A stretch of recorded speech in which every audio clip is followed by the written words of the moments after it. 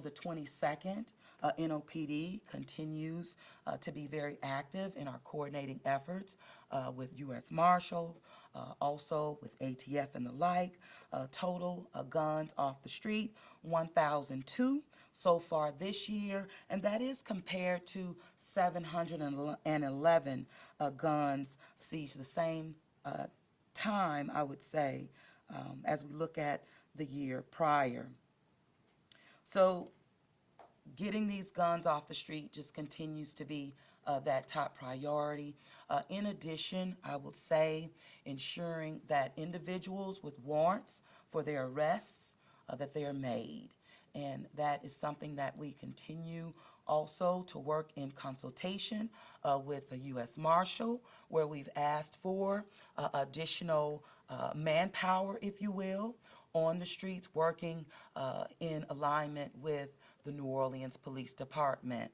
And so I'm hopeful there to see, again, fruits of that labor coming. We did have the U.S. Marshal in the city of New Orleans this week during training of over 30 officers relative to the U.S. Marshal, meaning marshals. I mentioned the Adopt a Block that's actually happening right now, and I do want to say that it is also in coordination with our Greater New Orleans Human Trafficking Task Force. This has led to providing services to over 700 victims, training more than 3,800 community members, and of course, our law enforcement partners conducting more than 670 investigations and making over 250 arrests. Sex trafficking in our community often times, referred to as a hidden problem. And, our victims are really not prone to come forward. So this will continue to be a priority for me and my administration, as well as focusing on just a holistic approach relative even to prostitution in our community. And if you drive along Chef, it's concerning. You see groups of women, men, if you will, various ages, black and brown primarily, and it's concerning. So this is led again to the Adopt a Block.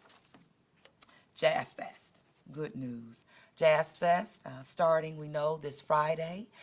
We're expecting record numbers, I would say, this year. Once again, 2019, 2022, we saw 2019 numbers, and we're just feeling that it's going to continue to trend for Jazz Fest 2023. We're expecting a record number for the first day, and I'm told because Lizzo will be performing. And of course, we're proud to have our own performing in our Jazz Festival. On yesterday, I did have my Jazz Fest briefing with my public safety team and various departments. We did put out a statement relative to that, and we will just continue to share information so that our residents, so that our visitors can be prepared to enjoy themselves in our city for Jazz Fest. We do have a low barrier shelter cleanup that has been organized by Nathaniel Fields. Now that will be on this Friday, the 28th, from 1 p.m. to 3 p.m. And we do not believe that the start of Jazz Fest will have a negative impact on this. We have a very caring community relative to our homeless population. And so I just want to say thank you to the partners and, of course, to Nathaniel for organizing this. And this will be one of many as we just focus heavily on homelessness. It just continues to be that top priority. We have given you information on resources that we have been able to garner relative to HUD, relative to the business community, providing even a match to that, as well as the city of New Orleans allocating $10 million specifically to homelessness out of our ARP allocation, that direct allocation that continues just to work for us in a tremendous way. I also wanted to mention, and I probably, John, will have you go to Q&A, and then that will get me, I would say, more focused on some other things that I wanted to share that is not coming to mind right now. So, John, kick us off. I have two things. One, you mentioned teen crime. The summer months are coming up. So what's the plan in place to prevent some of the situations you talked about from happening again? And then two, the recent crime you talked about, you said it really did touch you. Yesterday, we had two women shot and killed. One of them was a mother with a baby in her backseat. So just your reaction to that incident. Sure. So, both currently are still under investigation.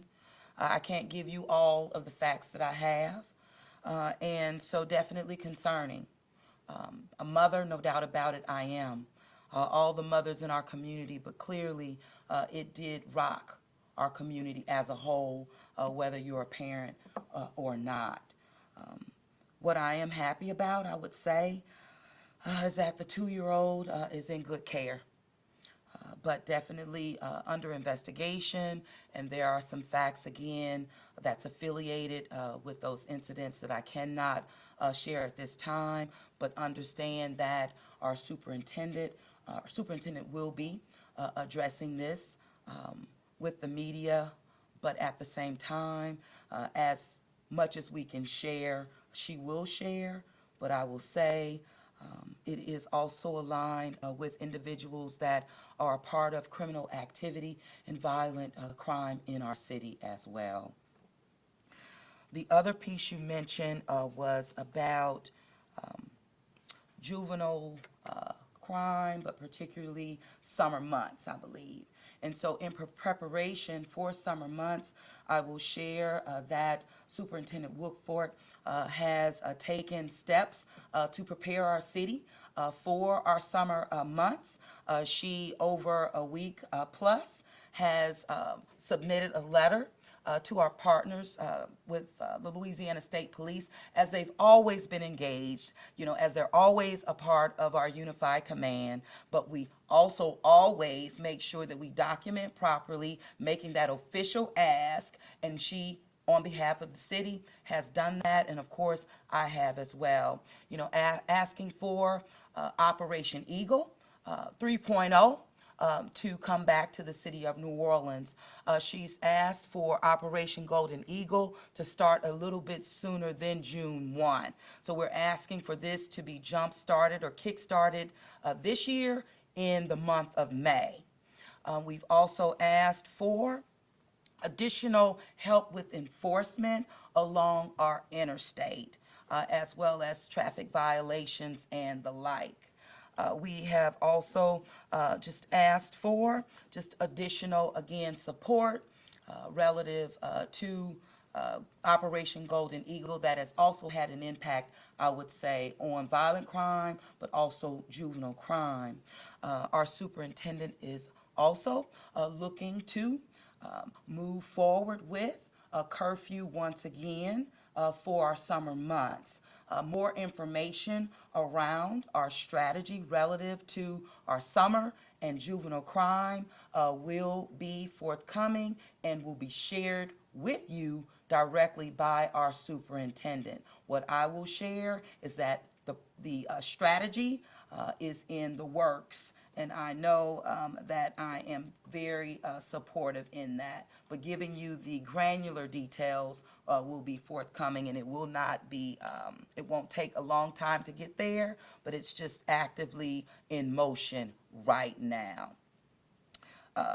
And you also mentioned, what are we doing? And I mentioned previously about a coordinated meeting that will be held on tomorrow with juvenile court and our partners relative to our juveniles in our city, and looking always as a holistic approach, and we will continue on that path and on that trajectory. But what we're seeing, NOPD continues to make solid arrests, and we just need other partners relative to the criminal justice system to be held accountable as well and responsible for, again, public safety and sustained efforts in the city. The advocate and then Fox 8. Mayor, earlier you mentioned with respect to 2 juveniles who had been released on monitoring, and I think that you said that the conditions should have been looked at more closely. Can I ask you just to clarify this just a little bit more in that, were you referring specifically to these 2 cases and that monitoring wasn't appropriate, or were you referring to the monitoring system overall and its shortcomings? So what I'm referring to, I would say, is both. One's concerning that juveniles have monitors, ankle monitors that are not being monitored. That's one. The second is the fact that these young people were already arrested, of course, by the New Orleans Police Department, but quickly released as well, and only and rearrested. So what I'm saying is that I'm asking for our juvenile court judges to look very heavily at the conditions relative to these young people, what they're doing, the crimes that they are committing in the city of New Orleans that, for me, which as well as my public safety team, we believe that they need to be held, that they do not need to be released, that they need to sit down. And that's why we have Juvenile Justice Intervention Center, a correctional facility that gives great care and a place to keep these young people that are committing violent acts in our city off the street. They need to be off the street and held. One more quick one. You mentioned that the superintendent will be addressing these shootings yesterday of women in cars. I think you said that she's going to be addressing them both at the same time. I didn't say that. Oh, I'm sorry. Go ahead. No. What I said was the superintendent, as always, will give you updates relative to investigations that are happening that are affiliated with violent acts in the city. Okay. Fox 8. Gotcha. St. Charles Parish is suing FEMA. I'm sure you heard about the insurance maps that are kind of not in their favor, really spiking up a lot of the insurance flooding hikes and things like that. Any thought on that? And maybe Orleans getting in possible litigation with FEMA over that? Well, I actually, on today, I have my quarterly meeting with our FEMA regional director, not just giving updates on FEMA dollars and projects that are associated with those projects, infrastructure projects in our city, but we will go even a little bit deeper. So I will withhold any comments relative to St. Charles Parish and the impacts on Orleans Parish until I have real dialogue with our FEMA leadership, and we work very well together on behalf of this city. WWL. Back to the 2 mothers that were shot in separate incidents in their car yesterday. The father of the woman who died said that he wishes his daughter would have left town. He's advising other people to leave, and unfortunately we've heard people express that as they're concerned about the crime. Just can you share a response to that and maybe what you would say to this father who is of course in grief? Well, first of all, condolences to the father, to the family. No parent, right, should have to bury their child. But what I will say, and without giving any facts relative to the investigations that are happening, what we are seeing is that people who are in these violent acts or associated with are also associated with some criminal activity in the city of New Orleans. Not speaking specifically to this particular mother, things are under investigation. What I will also say is that the city of New Orleans, which is clearly demonstrated by our crime trends and the work that the New Orleans Police Department continues to do, is moving our percentages in the right direction. The city is becoming safer every week. But again, we are still experiencing violent crime. And so we'll continue to focus and be relentless in our approaches. And even my plea to our criminal justice system every partner affiliated and associated with it doing its part, because we're only as effective, as our ability to work together and to ensure that there are no gaps in our system. And when there are gaps in our system, it affects public safety, and it affects the safety of our residents as well as our visitors in our city. And so just again, we have to continue to push for accountability. And then one other thing, is there any reason to believe they could be connected in any way, the two incidents? To my knowledge, no, but again, these matters are under investigation and actively. Do you think there needs to be a change-up or a different way we should be doing ankle monitors here in Orleans Parish? Because there have been multiple instances where monitoring wasn't being done or an ankle monitor wasn't even put on someone's ankle.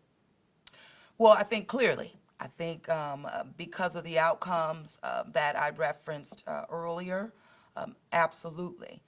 I believe that the ankle monitors are a tool, but they're not an effective tool if they're not used properly. And if they're not being monitored, which is monitoring that juvenile that has crossed the line regarding violent crime in our city, then it will have a negative impact, I would say, on public safety, a negative impact on that juvenile, and just a negative impact overall. Do you think that the sheriff's office should be taking that role over like some of the other parishes? Or who should be in charge of these ankle monitors? Well, OJJ actually is responsible for that now, and I believe that it has to be closely looked at. What I will say is that I have charged our commissioner, Commissioner Stevens, along with our public safety team, also, Homeland Security and Public Safety. We're looking at this holistically, and make no mistake about it, this will be a part of our conversations on tomorrow. We have to get it right. It's a priority to get it right, and that's what I will say on that matter right now. WGNO. They asked all the hardball questions, so I'm gonna go back to Jazz Fest. You're so. So, without the crawfish bread this year, what would you be eating? And then what Lizzo song sort of sums up your leadership style? Oh, Lord, don't even do that to me. I can't even think of, listen, and I'm so quick to think about a song, But Lizzo has been very empowering to women, and to women, making them feel and letting them feel that they can be and should be good in their own skin. And so with that, I believe that you will have just record numbers on Friday simply because of how she has empowered women. And I think women in the state of Louisiana could use some empowerment, can use some love, and especially from one of our own. And so I'm looking forward to that. I'm also looking forward to this crawfish strudel. So if you haven't had it, you really need to. Yeah, it's so good. And the crawfish bread, well, crawfish strudel. Okay, thank you, ma'am. The advocate. Just one more. Can you share anything more about this meeting tomorrow? What are you hoping to accomplish from it, and what will happen after it? Sure. So first of all, the meeting tomorrow will be held, as I mentioned. And what do I hope to accomplish is a unified effort and more cooperation and really looking at cooperation from our juvenile court judges and a stronger partnership and collaboration. That's what I'm hoping to gain, and not wanting to revisit the example that I gave about these two juveniles on last week. Quick question, who's actually monitoring these devices? Well, right now, it doesn't seem like any monitoring is going on, and so that will be a part of our conversations on tomorrow. Is it a police officer No. assigned to juvenile, or is it? The police, the NOPD does not monitor, so no. I'm There just are, curious what the title of a person that's supposed to be doing that. the OJJ, to my knowledge, is overseeing these ankle monitors. The juvenile court judges are affiliated with that as well. The New Orleans Police Department, because you brought it up, they have a juvenile division, a bureau, but the NOPD does not have any interaction with that at all. But this is something that we will be talking about, on tomorrow. And again, just wanting to work out a real collaboration with our partners and greater accountability across the board. Thank you. Fox 8, Madam Mayor, your thoughts on council passing new guidelines as far as how to use the Pentabla? Well, that will not have any impact on me at all and how I utilize the Pentalba. any last question, that'd be the issue. There's been a lot of criticism and people have been kind of talking more about your executive detail over the past few months, Mhm. an excessive amount almost. But my question is, do you still believe that your executive detail should be running errands and doing stuff like that? Absolutely. I need my executive protection detail. It's very important to my ability to do my job. And so I see, especially in this capacity, as mayor of the city, especially even as a woman doing this job, and with the family. So yes, I will continue to utilize my executive protection detail just as every other mayor prior to me, and it's never gone under any scrutiny at all, and it's very concerning that this is the issue. Thank you all. Thank you. Happy Jazz Fest. Amen. Thank you, you too.